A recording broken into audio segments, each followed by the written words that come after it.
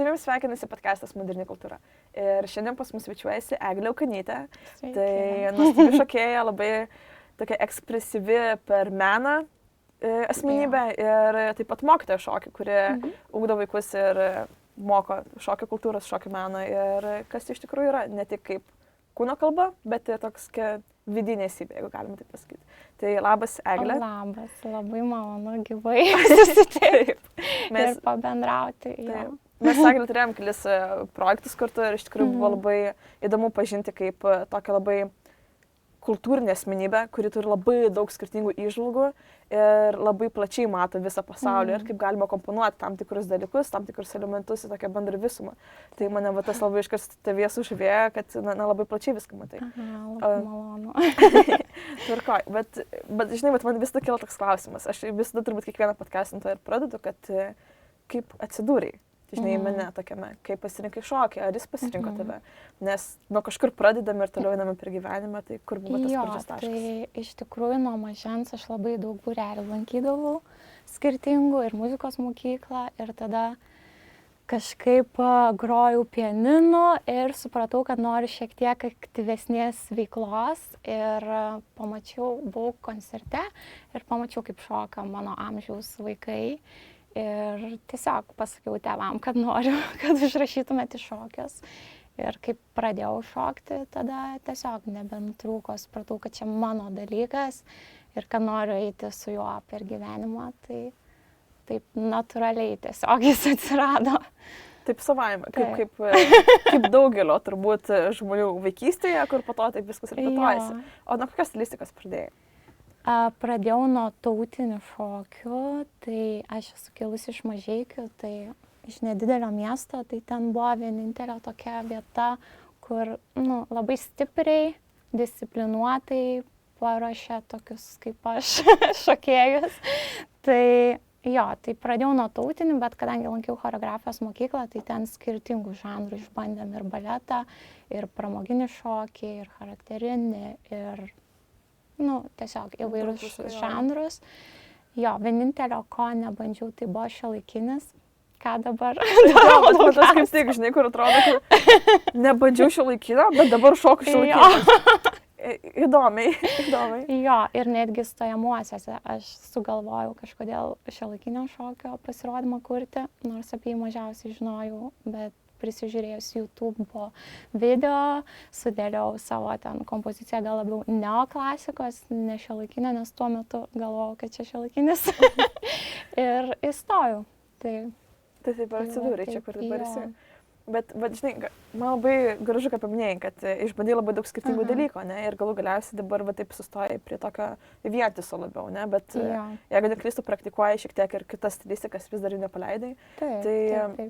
Kokia patirtis iš tikrųjų yra taip išbandyti skirtingus labai subjektus, nes žinom, kad daugelis pasirenka tokį vieną, kuris artimas širdžiai ir su juo taip sulimpa, o tu tokia labai plačiam spektrą tokiam sukaisi. Tai aš kai studijavau šokio pedagogiką, mes turėjome tiesiog visus stilius po šiek tiek išmokti, pajausti, suprasti, kad jeigu mokytum, kad tu galėtum vaikam perduoti. Tai šitas garsas. Čia Red Bullis, ekspurnu mums, viskas tvarkoja. Jo, suteikia energijos. Tai pabandžiau, iš tikrųjų man buvo sudėtinga apsispręsti, kuriam žanre noriu būti, nes visi patiko.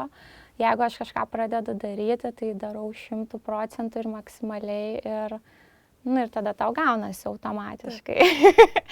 Ir daugiausia patirties turėjau tautinėse šokiuose, nes su jais daugiausia koncertuodavom, bet jutau, kad šiuolaikinis mane kažkodėl traukia ir noriu daugiau jo išbandyti. Tai irgi labai natūraliai gavosi, kad tada lankai pamokas, išvažiavau į Italiją, kur buvo labai stiprus šiuolaikinio šokio paruošimas ir visų technikų išmokimas, tai taip ir gavosi. O šokau įvairius žanrus ir televizijos projektuose ten reikėdavo ir šou danso, ir tokių mergaitiškų burlesko šokių. Tai manau, kiekviena tokia patirtis vis tiek duoda kažką tokio, kas tau toliau padeda. O kaip Italijai? Nes, na, žinai, vis vien Lietuva mes labai dažnai sakom, kad modernėja, kultūrėja, žinai, viską pasaulietiškai labiau tampa kultūriniais aspektais, ne, ir kad tikrai atsiranda labai daug tokių skirtingų sferų, kur galima tobulėti, skirtingų stilistikų, kai kurie šokiai apskritai yra neaiškus, kur atrodo tiesiog iš jausmo šokį ir net nežinai, kam priskirti, ne, tiesiog kūna tam tikra kalba. Kaip tuo atveju yra Italija, žinai, nes paminėjai, kad tikrai labai daug išmokai tenais. Tai kas va tokio išskirtinio buvo ten, ką ten išmokai?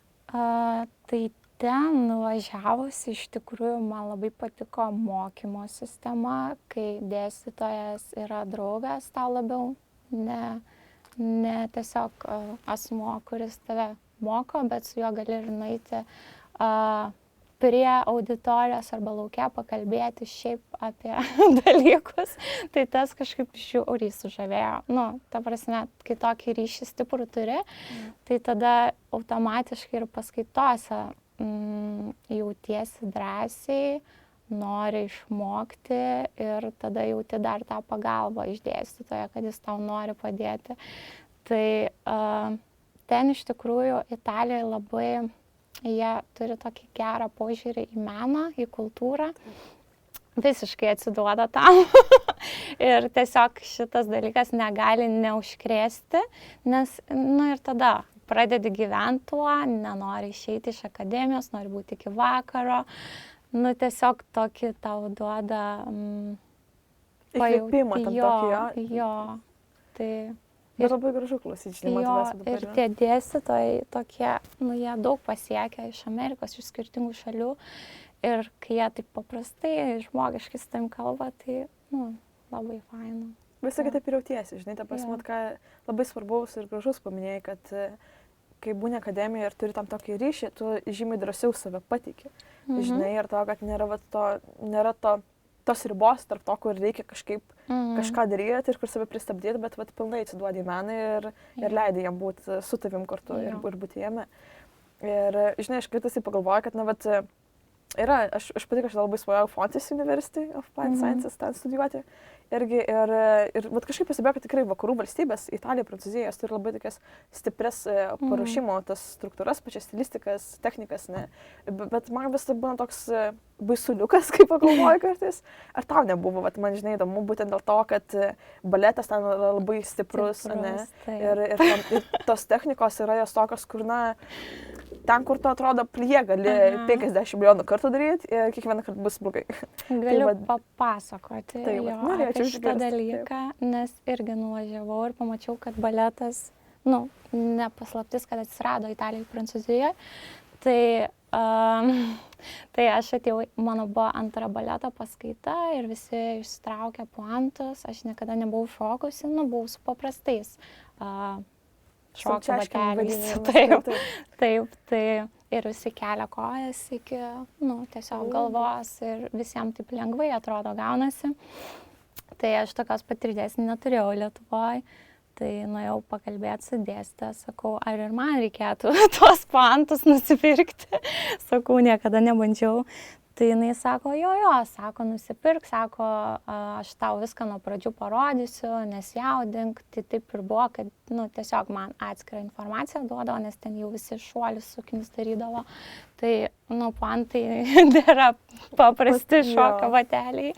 Tai labai šiaip gera patirtis buvo ir tas toks mokytojo noras tau padėti, tai ir išmokau ir gavosi ir ant vienos kojos pastovėti. Ir dabar jau patikė kojas iki lubų, jau dabar aš prieki taip stoviu. Šitą tokį psichologinį momentą gal ir reikėjo praeiti ir suprasti, kad tu neturėjai tokios informacijos, bet tu gali dabar tuos 4 mėnesius ruošiantis ir tiesiog klausant, ką to sako, įsiklausant pakeisti. Tai, tikrai patobulėjo mano technika šokio. Bet tas ir yra, žinai, kur svarbiausia, man atrodo, kad nereikia savęs apriboti tam tikrom ribom, Žinai, ir, ir sakai, žinai, kad kartais atrodo, kad tikrai nemoki, kad neturėjo tokios patirties, žinai, ten, tarkim, tikrai daug žmonių tikriausiai nelanko baleto nuo 6 metų ir netampa ten primo balerinom, žinomam pasaulyje, bet galų gale visiems vis tai yra tas galimybės, žinai, ta prasme, mokytis ir svarbiausia savim patikėti, ką ir dabar pati paminėjai. Tai, o žiūrėk, turėjai ir baleto, turėjai ir skirtingas pamokas, ne, ir vis dėlto dabar sustojai prie moderno, ne, prie šiuolaikinio šokio labiau. Bet per visą tą laikotarpį išbandžius, koks šokis, galbūt šokio stilistika, turiu minėję, stilius, ne, tau pačiai prie širdies labiausiai prilipo ir artimiausias buvo. Ar tai ir buvo šiuolaikinis, kurį pasirinkai? Tai kadangi aš nuo tautinių pradėjau, tai ta meilė ir dabar yra stipri, nes čia mūsų šokis, mūsų tautos ir kitur niekur nešokama. O šiuolaikinis, kodėl aš jį pasirinkau ir kodėl toliau tiesiog tobulėju jame, tai jis duoda labai daug laisvės. Nepaslaptis, kad yra improvizacijos tokia atšaka technika, tai improvizuodamas gali išreikšti save, pašokti, kuo yra žavus šokis, kad ko tu žodžiais negali pasakyti, tai gali savo kūno kalba ir emocijom išreikšti judesiu. Tai bet šiuolaikinis šokis šitą duoda ir labai gali daug dalykų papasakoti, išreikšti ir dar ta kūrybinė erdvė yra tokia labai plati. Tai tas labai žavi. Tai nėra tokia struktūruota galbūt, žinai, kur tau kiekvienas stilius turi tam tikrų tokių bruožų, žinai, kur pramoginiai ten turi vienaip kitaip.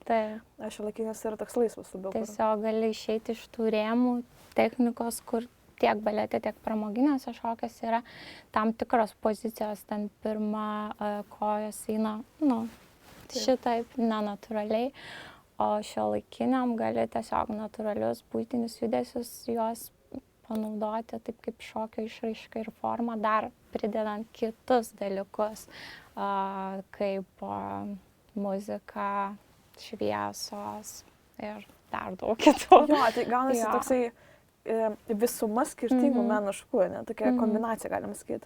Nes, bet aš kaip tik norėjau klausti, kad kiek apskritai šokis yra svarbus bendrinėse pasirodymuose tokiuose, žinai, kur atrodo kartais, kad, TV šou, tarkim, kai mums yra jau įprasta matyti šokėjus gale, kurie ten, kai kurie labai gerai varo, kai kurie, geriau, kad jų nebūtų, kur ten, žinai, kur, pastato tokius, kur tiesiog patrepsėjimas vietoj, kur atrodo nieko neimponuoja ir nieko nepasako daugiau. O ką ir pati sakai, kad šokis yra būtent tokia kalba, ko tu kartais žodžiais negali pasakyti. Tai, bet kaip ar taip vertini šokį bendrinėse tokiuose pasirodymuose, šou elementuose ir panašiai, kiek jis yra svarbus? Tai aš, kadangi ir pati šiek tiek šokau su dainininkais, tai aš žinau tuos visus užkulisius, kaip ten kas vyksta ir ten yra labai greitai padaroma. Tai dėl to ir tas rezultatas nebūna toks kartais geras, koks galbūt galėtų būti, kaip, pavyzdžiui, žiūrint Beyoncé's šokėjus, kurie tikrai ilgai ruošiasi, gal metus, pusę metų ir tada matai visai kitokį rezultatą tose pačiose show dance. O dar grįžtant prie tavo klausimo, kaip aš vertinu bendrinėse pasirodymuose, tai čia labai remiasi į tai, kaip kiek tu laiko tam skiri, kur yra tas šokis, pavyzdžiui, teatro erdvėje, jis tikrai kitaip žiūrisi nei tiesiog televizijoje ar dar kažkur kitur. Tai aš manau, kad vertinu taip tiesiog, kaip žmogus ruošiasi jam, tu gali ir tam pačiam televizijos projekte gerai būti pasiruošus ir parodyti gerą rezultatą, bet gali ir tiesiog fone ne visai profesionaliai. Pasibūdė ir tiek. Jo, nes tas yra, žinai, kur atrodo, kad šokis, tikrai, bet labiausiai turbūt ta mintis ir yra ir tokia stipriausia mintis, iš kaip paprasto, galbūt stebėtojų vartotojų perspektyvos, kad šokis iš tikrųjų yra ta kūno kalba. Ir kartais mes ne viską sugebam pasakyti, bet lengviau yra pademonstruoti ir parodyti, išjausti tą emociją. Bet dėl to man kartais tai būna ir liūdna, kad atrodo, kad tam tikra meno saviraiška tampa tiesiog priemonė pabūti, bet nieko daugiau, žinai. Norisi kalbėti su ją ir parodyti daugiau to vidinio savo pasaulio. Ir kalbant apie tą vidinį pasaulį, tu mokai kartu ir vaikus šiuo metu, ne? Ir aš tikrai labai tikiu, kad tu rodai tą savo vidinį pasaulį, ne? Ir demonstruoji emocijas. Kaip to dalyko tu mokai vaikų? Ar mokai apskritai, ar jie savaime išmoksta to dalyko? Ir koks tas yra mokymo procesas? Tai aš mokau jau nuo 2 kurso, tai čia jau 7 metai, beveik be pertraukų. Tai kadangi aš pati turėjau visai gerus dėstytojus tiek Lietuvoje, tiek užsienyje, ir supratau tokį dalyką, kad yra labai svarbus ryšys tarp mokinio ir mokytojo. Ir mokau tokiais šiuolaikiniais labiau metodais, nes nepaslaptis, kad vaikai yra kitokie nei buvo, tarkim, prieš 20 metų.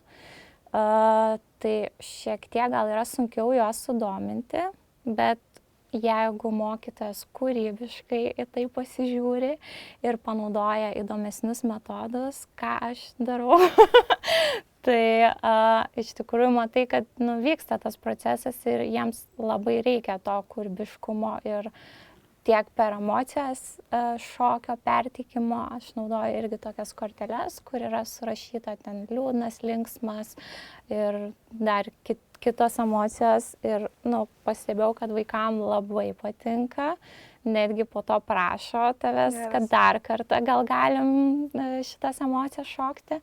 Tai jo, tai matau, kad iš tikrųjų reikalinga ir veikia tie visi metodai, kuriuos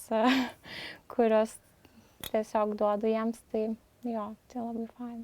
Aš taip klausau ir man taip hipnozė, žinai, viduje, kur atrodo, nesakau, man tai žiūri, bet geras yra, kad žinai, kad tikrai nepaliekate tiesiog kaip instrumento tam tikro kažkokio, bet kad iš tikrųjų išnaudoji ir tą tokį vidinį pasaulį, mokai irgi kitus parodyti. O kaip iš asmeninės perspektyvos, nes ar tave irgi mokė tam tikros technikos, kaip demonstruoti tą vidinį savo pasaulį, ar visiems palaipsniui, visiems, kad jau 7 metus vien mokai, tai šoki, kiek metų šoki apskritai dabar, taip palyginus jeigu? Čia jeigu jau nuo mažens skaičiuojant, beveik 20 gaunasi. Tai beveik 20 metų, ne pati. Ir per tos 20 metų, žinai, save lyginant, man atrodo visiems, kaip šokėja dažniausiai lygini save pačią su savimi ir savo tobulėjimą, tokią perspektyvą. Kaip išmokai pademonstruoti jausmus kitaip?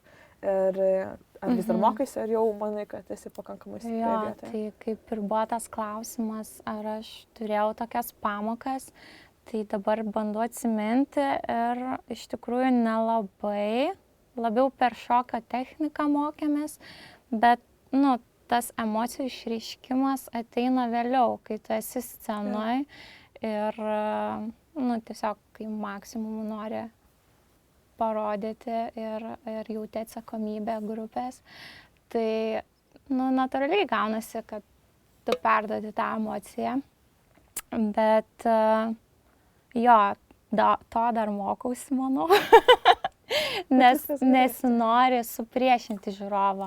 Aš manau, kad yra svarbu, ką mato scenoje žiūrovas. Tai jo, bet kas reiškia pačią emociją, man tai atrodo labai svarbu šokyje šitą dalyką rodyti.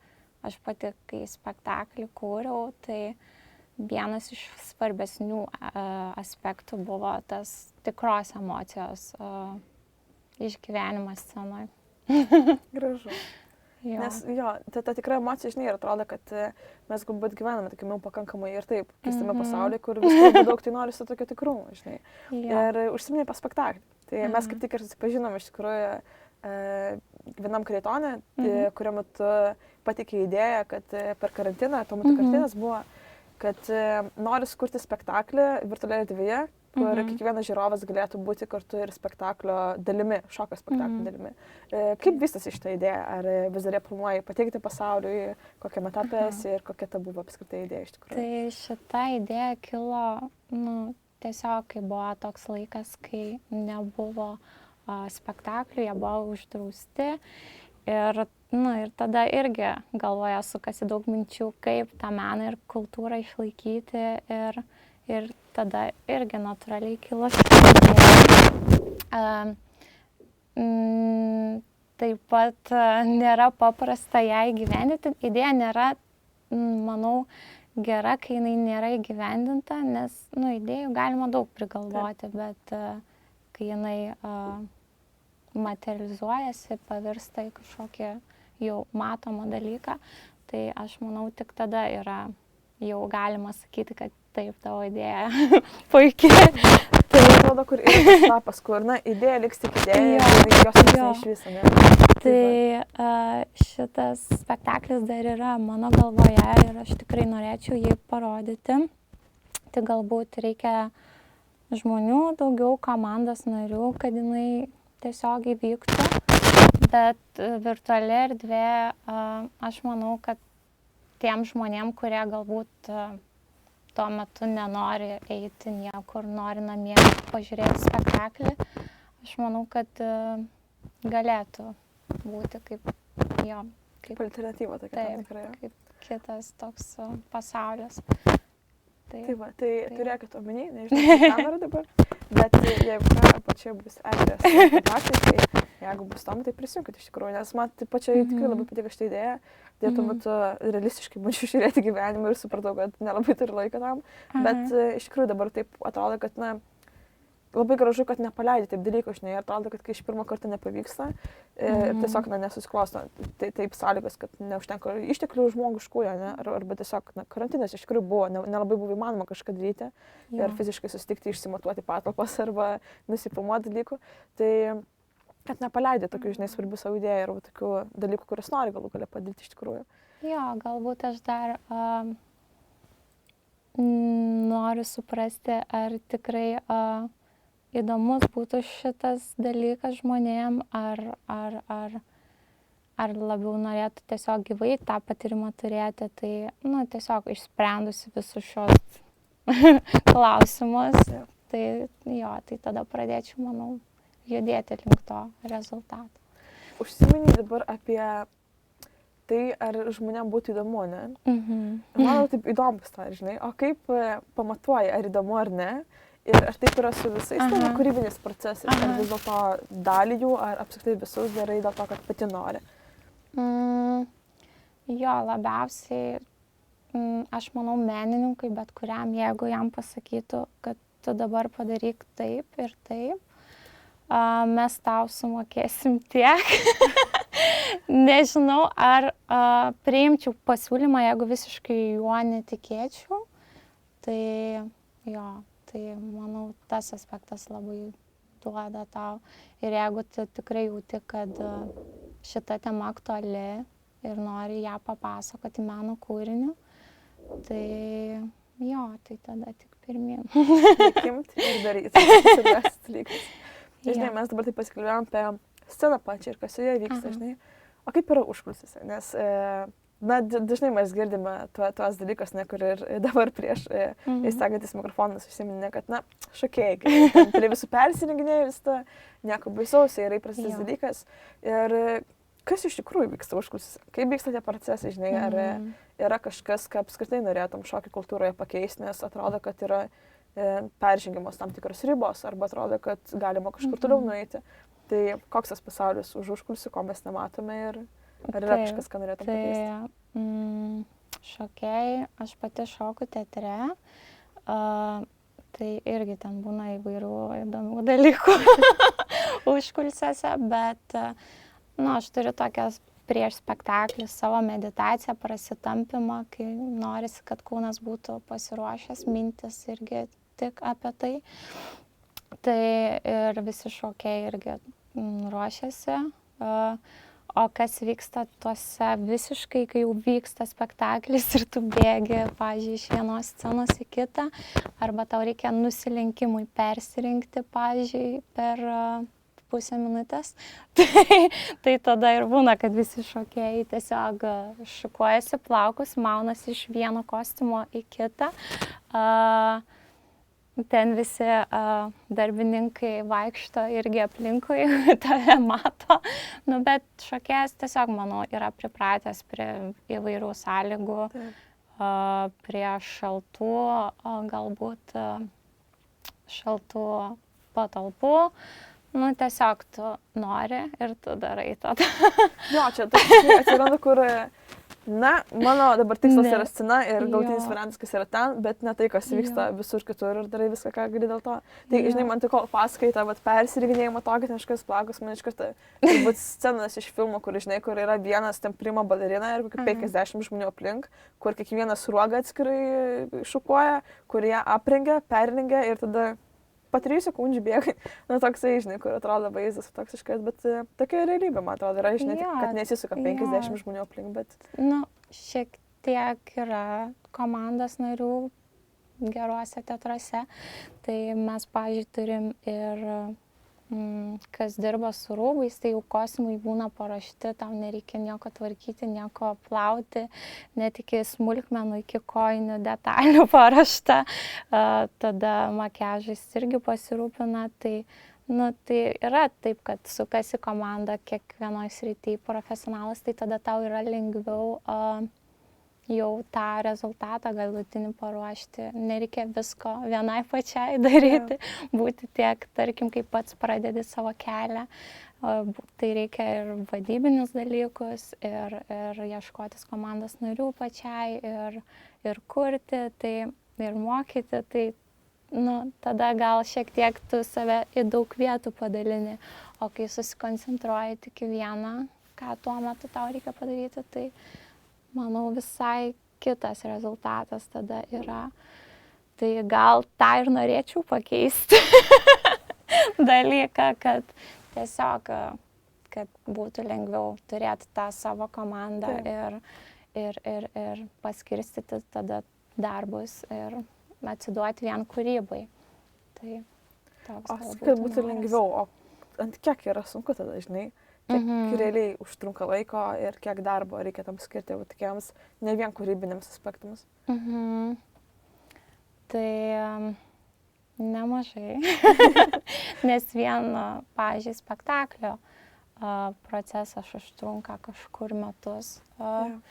Ir jeigu tau dar reikia papildomus dalykus daryti, vadybinius, rūpintis bilietais, tai dar prideda tau, nu, tiesiog laikas tada sumažėja, išsitempia.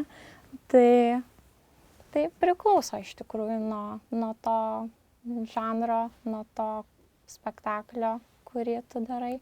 Tai nuo to gal labiausiai. Bet jo, tai kažkaip norėtųsi tokio geresnio finansavimo, kad ir požiūris į meną būtų valstybės kitoks ir tada tas rėmimas tikriausiai būtų didesnis. Tai gal šito labiausiai trūksta, nežinau.